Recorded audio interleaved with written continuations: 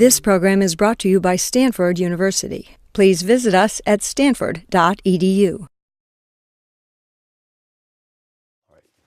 On Uncommon Knowledge today, Christopher Hitchens, the author of the best-selling book, God is Not Great, How Religion Poisons Everything, which indeed is such a big bestseller that you can do what I did and walk into your local bookstore and get it off the bestseller rack for 30% off. If Christopher Hitchens does not believe in God, reviewers have asked, then where does he get his sense of right and wrong? You have replied in print that this question is in itself insulting, and you have rejected, quote, the appalling insinuation that I would not know right from wrong if I was not supernaturally guided, close quote. Why do you find it insulting? Because I think it's degrading to the human, to us, to you and me, to imply, well not to imply, to state directly that absent a celestial dictatorship that had some supernatural influence over us, yet to be established, by the way, as anything really existent, but without the assumption of it, we wouldn't know right from wrong. We wouldn't return stolen property if we found it in the back of a cab. We wouldn't give blood if someone badly needed a transfusion, unless we were afraid either of punishment or desirous of a reward, that we might help ourselves to underage children, as some religious people have actually been known to do, because after all, what's stopping us? Now, you could tell me if you wanted that you would do all those things if you weren't God-fearing, but I would choose not to believe you. I have more respect for you, if not for your opinions, than that. All right, Jonathan Swift. Not just reviewers of your book, but Jonathan Swift is at least aware of this argument. He has an essay in which he has a country yokel listening to the arguments of an atheist and then declaring, quote, "Why, sir, if it be as you say, I can drink and whore and defy the parson." So far, so good. Close quote.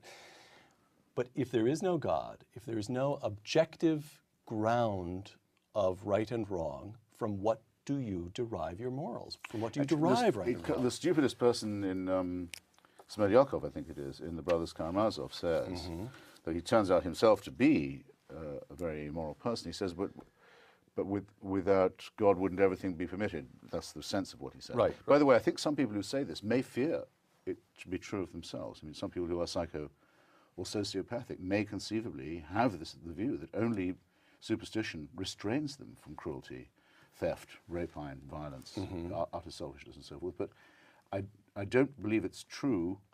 First, I think our knowledge of the right and wrong is innate in us. Religion gets its morality from humans. We know that we can't get along if we permit perjury, theft, murder, rape. All societies at all times, well before the advent of monotheism certainly, have forbidden it. If morality, a sense of morality, is another adaptive or evolved faculty, the problem is that there are all kinds of things that we're stuck with as a result of evolution, if one posits evolution. So you feel biological urges, you feel the impulse to steal, and yet at the same time you have some kind of innate morality that tells you not to steal.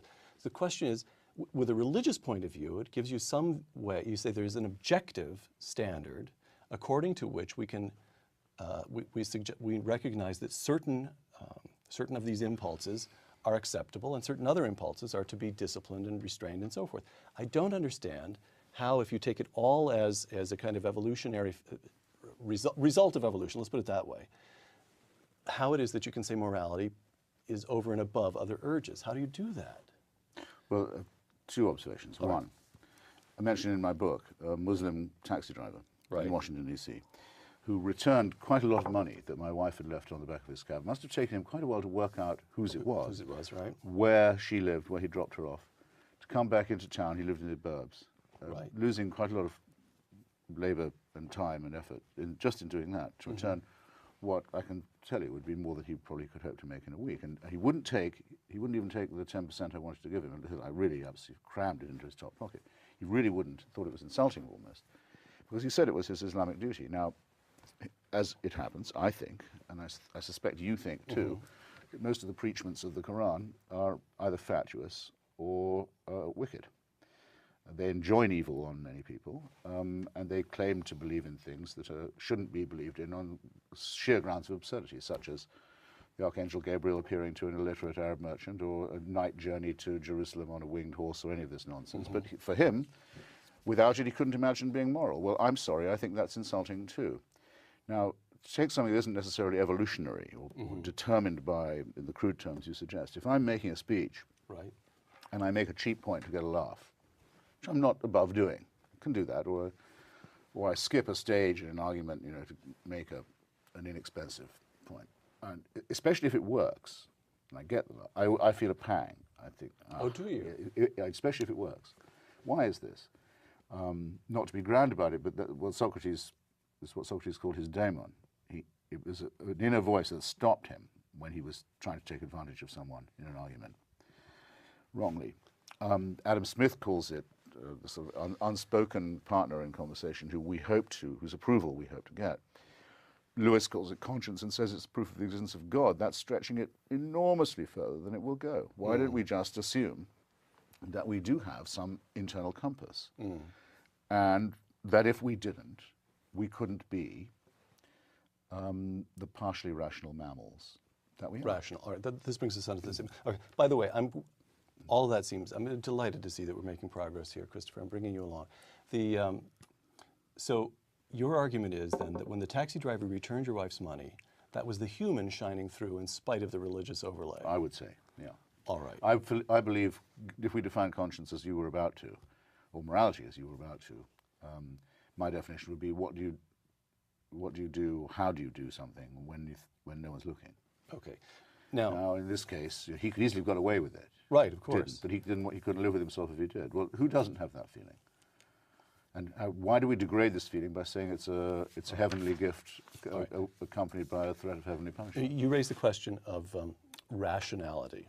Lewis makes the point, quote, granted that reason is prior to matter, that as it is in most religious outlets, certainly in the Judeo-Christian conception, granted that reason is prior to matter, I can understand how men should come by observation and inference to know a lot about the universe they live in.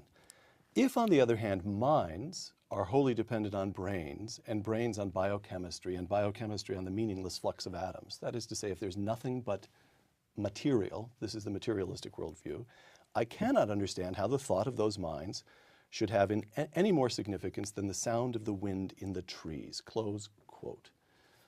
Set aside questions of right and wrong and pangs of conscience to the question of reason itself. If you have a thoroughgoing materialist view of the world, doesn't that tend to represent an attack on reason itself, or at least lower? Why should the work of Christopher Hitchens have any more claim on my attention than the random poundings at a keyboard of a chimp?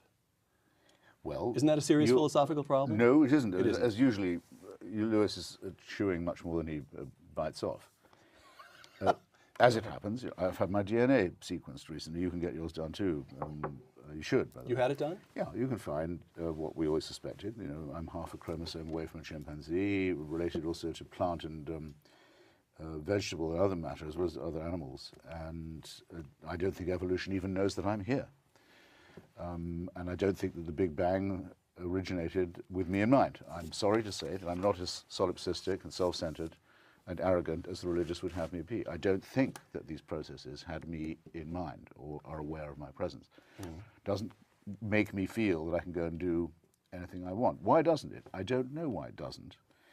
But I do know, by counterexample, that if I put this problem to you, name me an ethical action taken or a moral statement made by a believer that could not have been made or performed by a non-believer. I very much doubt you'll be able to do it. At least no one else has been able to yet.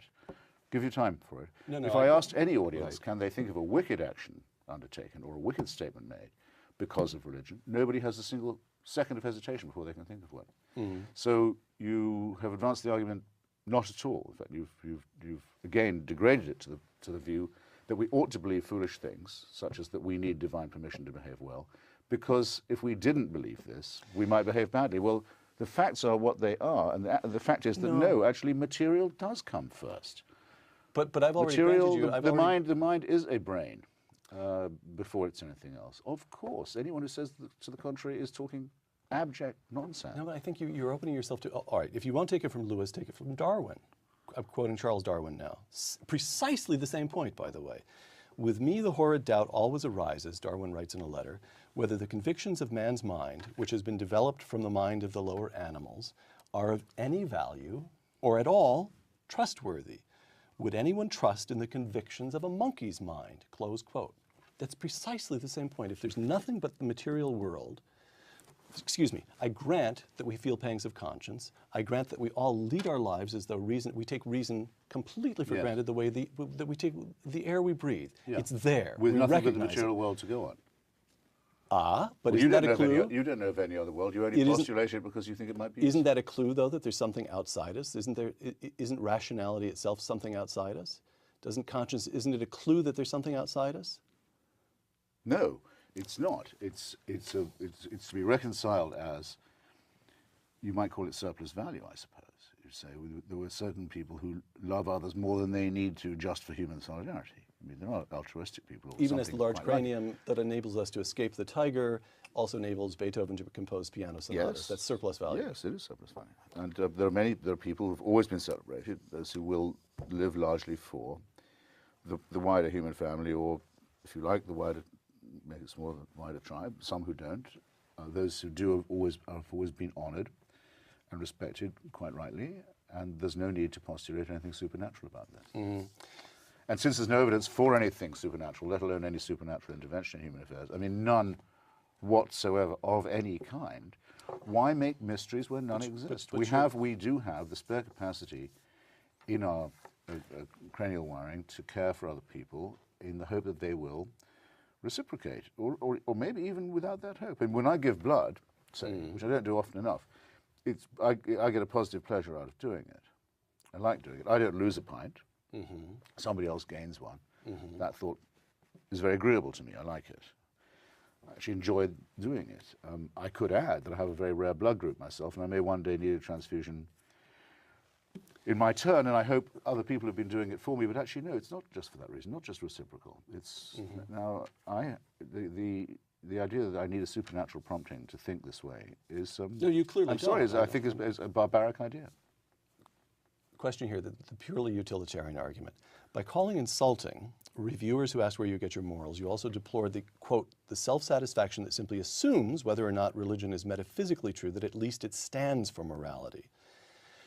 But I'm not sure that argument is all that contemptible, as witness two pieces of evidence. George Washington, quote, of all the dispositions and habits which lead to the prosperity of a nation, religion is the indispensable support.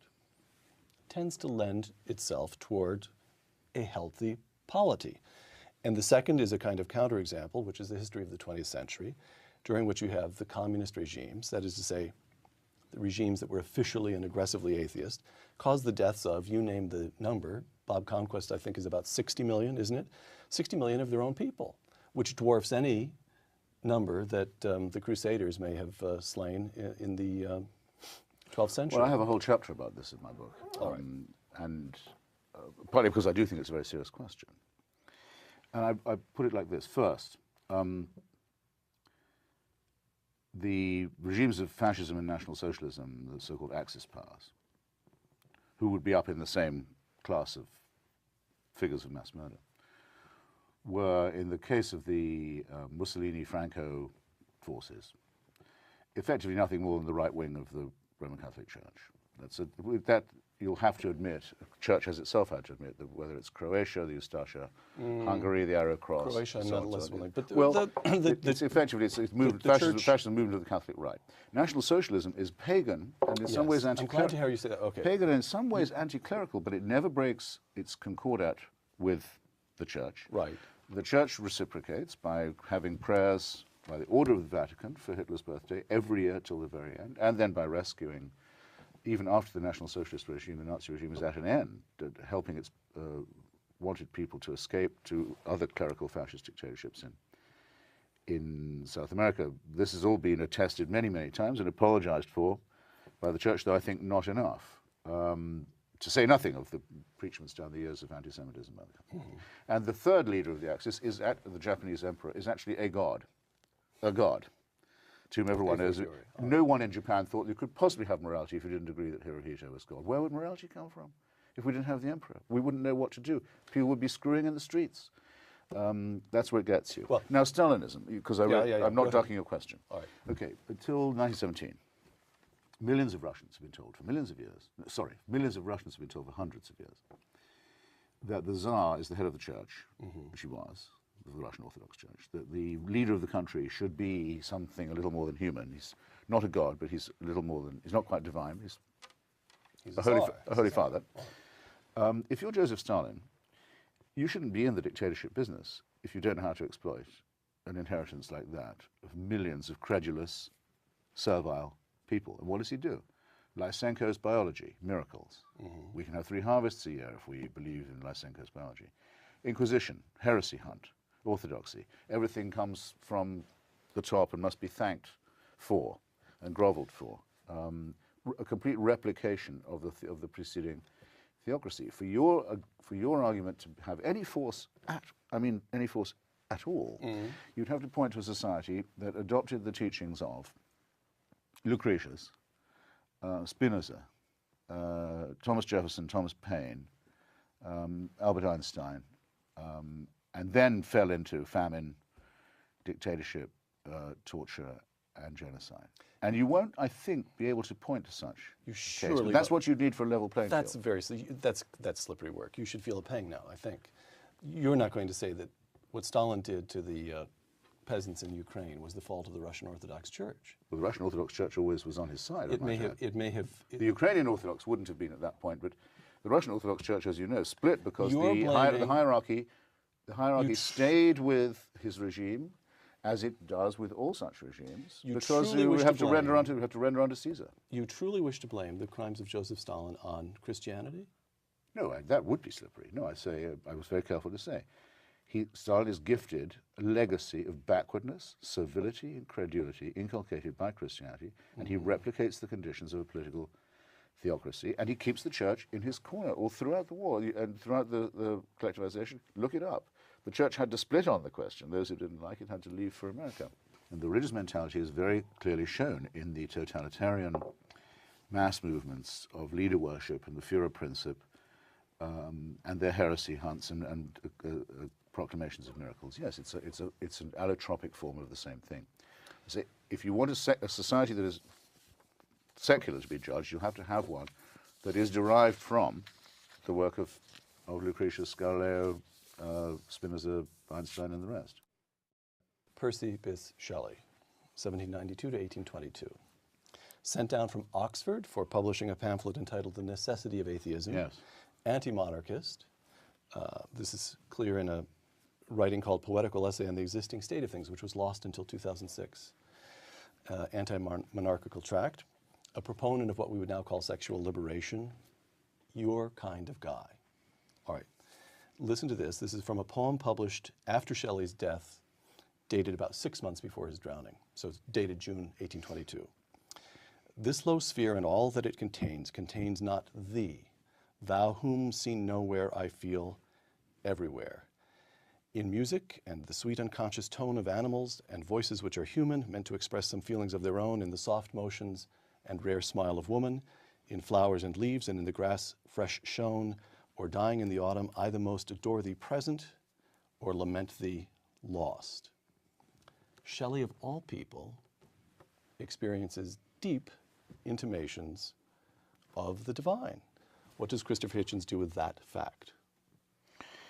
The common mistake, perhaps the commonest made by, if you like, your side about mine, is that once we've said we were materialists, we've declared ourselves to be arid, pitiless, no sense of the numinous or the transcendent.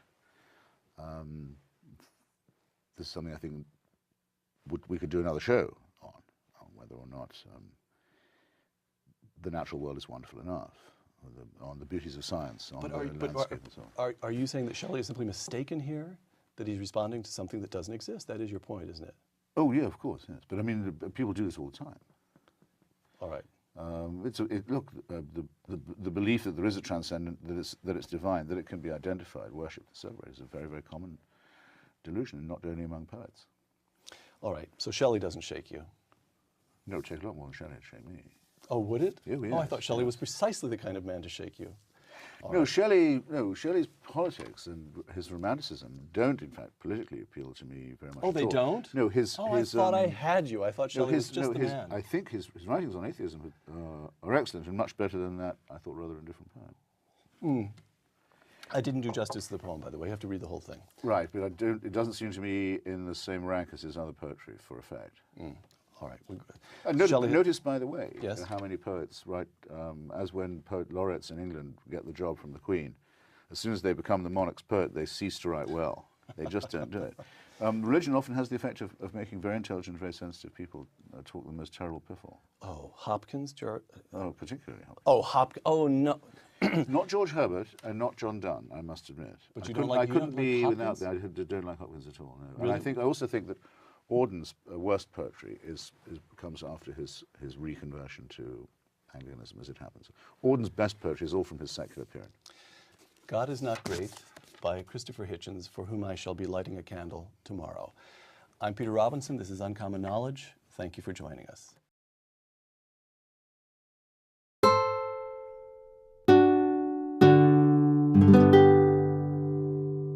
The preceding program is copyrighted by Stanford University. Please visit us at stanford.edu.